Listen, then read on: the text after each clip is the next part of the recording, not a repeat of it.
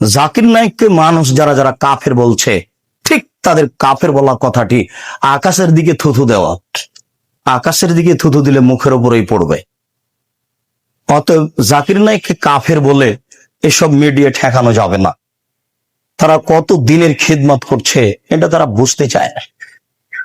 আর একজন বেধর্মী বিদ্বান, আল্লাহর একটা বড় তার প্রতি দয়া অনুগ্রহ, যে কোনো বিদ্বান তার সামনে দাঁড়ালে এত দলিল পেশ করতে পারেন যে সে বিদ্বান বুদ্ধি হারিয়ে দেয়।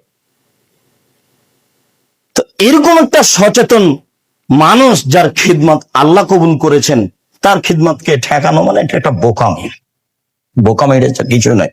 মানুষ মাত্র কোন জায়গাতে ফতোয়ার সুবিধা অসুবিধা থাকতে পারে। আমরাও টাইকে পছন্দ করি না, উনি বলেন স্যাটেলাইটে আমি যাই, এটা আমি পছন্দ করি এই জন্য যাই। এছাড়া তারা প্রায় সব কথাগুলি একবারে চূড়ান্ত সঠিক শরীয়তের সাথে মিল আছে।